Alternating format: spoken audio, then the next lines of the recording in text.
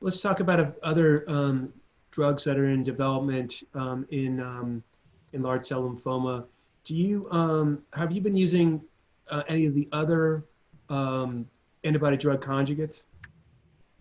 You know, one that I'm excited about in development is from a small company known as Velos Bio.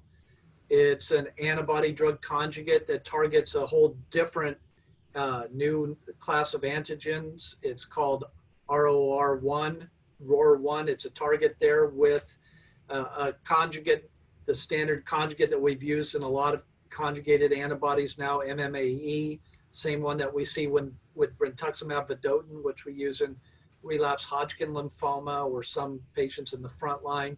That looks pretty exciting too in relapsed patients. We're talking about extremely small numbers, anecdotal data, but the drug has activity as an antibody drug conjugate too. Others out there, what's your experience been like? You know, I think that we're also working with other novel antibody drug conjugates. The issue that I have with them is so far has always been the poison, right? What it's attached to, and I'm impressed with the neurotoxicity. I'm impressed with the ocular toxicity that can occur with some of these antibody drug conjugates. So I'm excited about the class. It makes sense to me, but at the same time, I think that it's I think there's a lot of opportunity, as people said, a lot of room for improvement there. Right. And I think it comes back to this whole conversation about even if we have those in our toolbox, where do they fit in? Where does more 208 fit in? CAR T cells. And of course, one patient might not be the same as the next, but in general, those antibody drug conjugates, I think, are going to be probably way down the road for treatment encounters just because of those toxicities. It can be quite significant. Yeah. The other drug that I'm excited about is the CD47 axis drug, 5F9, combined with rituximab.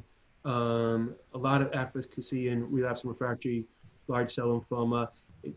The response rates took a little bit of a hit when after the New England Journal publication, with many people putting harder patients on the trial, but still I think as a proof of concept.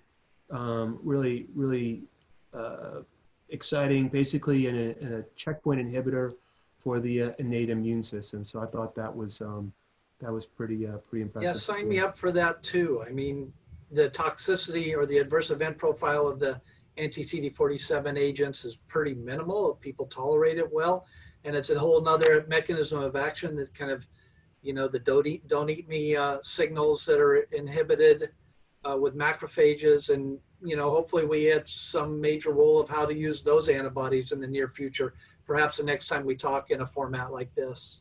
Yeah, you can imagine them even in combination with some of the therapies that we've already talked about. You can imagine that even in combination with more 208 and lenalidomide or one of the antibody drug conjugates. I think that's would be a lot of interesting to pursue. Yeah, and I think just to be complete, one of the things that we got to look for upcoming is the pivotal trial that's being done with tafasitamab, that MOR208. It's called, I believe, the B-MIND trial. Of course, you have to continue to go with those novel acronyms, but this is one where patients are randomized who are not transplant eligible to get bendamustine or rituximab, or to get MOR208 with bendamustine. And that'll be an important combination regimen there of how we use the antibodies, how to use MOR208 with a cytotoxic chemotherapy. So I'm looking forward to that data upcoming too. Yeah, no, that is important data. Well, this has been an extremely informative. Thank you, Dr. Pagel, for this insightful discussion. And thank you to the audience for watching this targeted oncology presentation on targeting CD19 and diffuse large B-cell lymphoma. We hope you found this discussion to be useful and informative.